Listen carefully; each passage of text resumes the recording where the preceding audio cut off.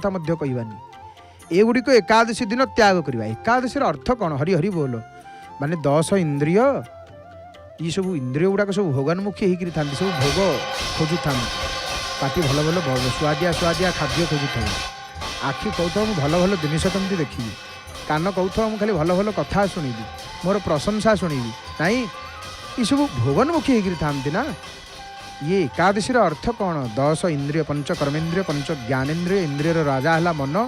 ये 11टा इंद्रिय को भोगर दूरे भगवान चरणारविंद जोड़े लगेदेवा, ये हूँ एकादशी। देखुं आप पतित पावन नारायण दर्शन, एपटे हनुमान जी महाराज जी आलती है।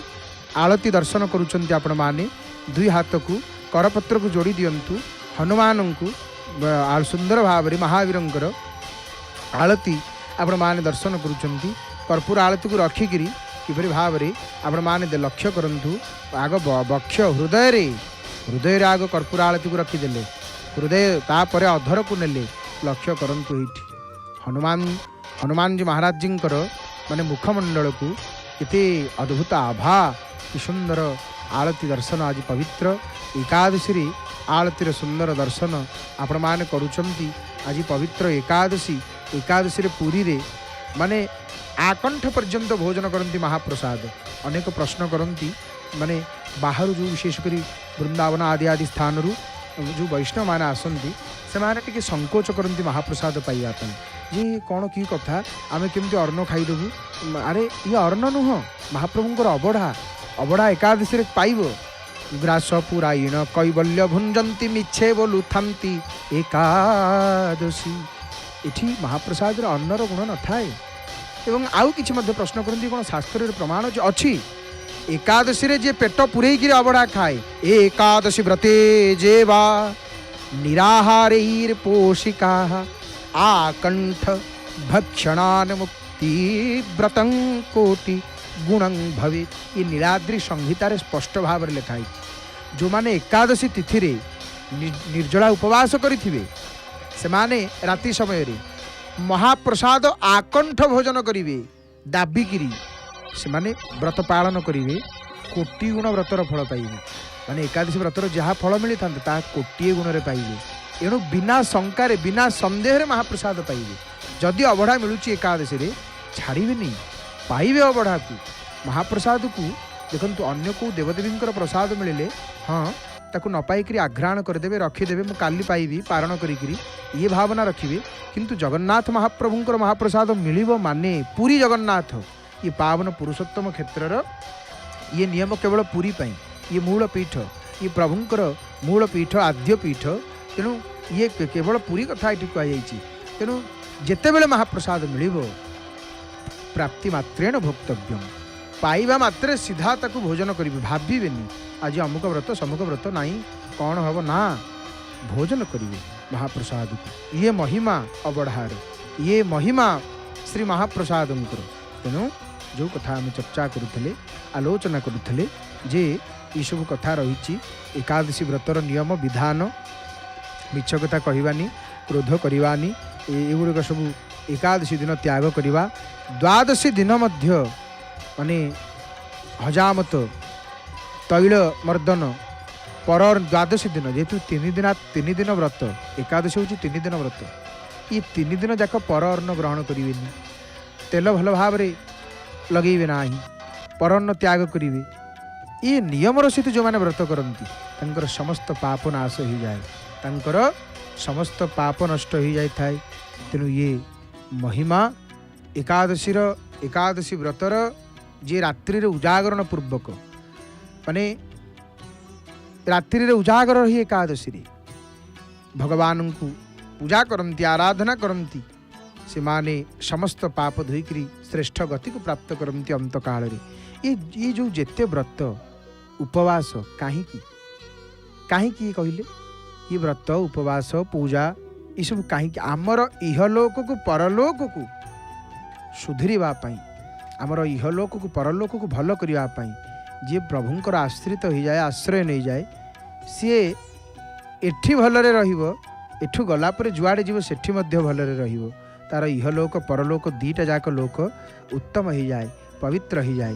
तेणु एपरी जो माने पाप आउ जम भयरु भयभीत जो माने जम को भय करती अनेक पाप हो जाइए जमर भयर भयभीत देखु वर्तिका आलती बलिता आलती हनुमान दर्शन करतु आपण माने तेणु ये एकादशी व्रत प्रभाव रे समस्त समस्त पाप नष्ट हो जाए ये व्रत करवा उचित जो माने जमं को भय करती नहीं जो माने जमं को भय करती से माने एकादशी मृत्यु भय जो मान को घारुची एकादशी व्रत तो निश्चित करवा दरकार देखु कहार केतेबेले मृत्यु हो आमको जना नहीं किए केतेबेले जीव एठू किंतु एकादशी व्रत जी करिता जीवन काल भितर जमपुर को सी जीवन यहाँ परम सत्य ये कथा शास्त्रवाणी ये शास्त्र वचन से जमालय को जीवन नहीं लोक कौन कहती आ किए देखी जमालय आए जमालय सीना कहीं देखी ना किंतु एठू मनीष जाऊँगी देखुचे ना नहीं आम जीव एठू जाऊँगी ना नहीं मृत्यु होउची ना नहीं सी कुआड़े जीव कौन जीव कहीं देखी ना जीव एठू जाऊँगी तो आम देखुचे ना मृत्यु होउची संसार रे ना किए अमर होकर अच्छी 500,000 वर्ष 3,000 वर्ष 4,000 वर्ष लानी बंची कहीं बंची ना जी देवता होइले मरई ये सत्य मृत्यु सत्य तेणु से गुड़ाक सत्य तेणु आम जदि शास्त्र को मानिबा निश्चित भाव आम जीवन सुखमय होगा प्रमाण देखु हनुमान जी महाराज जी केते सुंदर भाव आलती आहा महावीर आलती आज एकादशी महावीर आलती तेणु ये व्रत को श्रवण कले व्रतर विधान 1000 गोदान समान पुण्यफल प्राप्त होता है आउ ये व्रतर फल समस्त पापुर मुक्ति मिले अंते विष्णुलोक स्थिर आनंद प्राप्त हुए तेणु ये भविष्य पुराण रे ये व्रत एकादशी व्रतर महिमा विधान संपर्क रे वर्णना करा जायछि एकादशी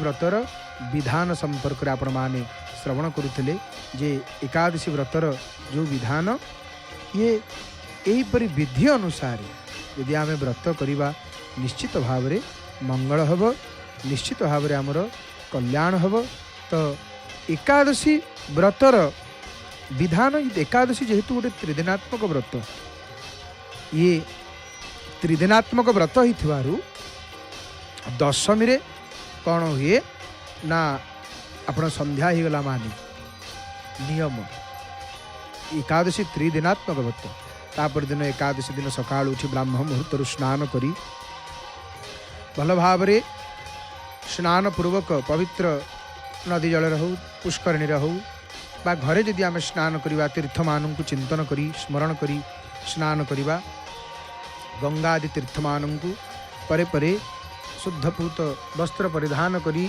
सूर्यार्घ्य तुलसी पूजा सारी देवतांकर उपासना बसिबा आ एकादशी दिन जेते पारिबा नाम जप भगवानंकर भजन प्रभुंकर कथा केमिति कान पड़ो आम से प्रयास करवा ताले एकादशी फल अनंत फल मिले माने एकादशी एते महिमा एकादशी एते महात्म्य कौन कहवा आमे कौन कहि पारिबा ये एकादशी माने जोटा को आज जो एकादशी आमल की एकादशी बा पापनाशिनी एकादशी फाल्गुन शुक्ल एकादशी पापनाशिनी एकादशी बा अँला एकादशी भाव में पालन करा जाए नहीं आमर अँला वृक्ष श्रेष्ठ वृक्ष नहीं आज दिन में आपण मैंने जानती भगवान विष्णुंकर षष्ठ अवतार परशुरामंकर स्वर्ण मूर्ति स्थापन कर देखु आलती सरिबा परे पुष्पांजलि देले एपटे पतित पावन नारायणंकर सन्निधि पूजा पंडा सामंत महाभाग आसिक उपस्थित हेले हनुमानंकर आलती देखिले एपटे महाप्रभुंकर आलती देखा पतित पावनंकर आलती देखा खूब कम समय भितर हे मोर प्रिय बापा माँ भाई भाई मैंने एकादशी आलती दर्शन करवा एकादशी आलती दर्शन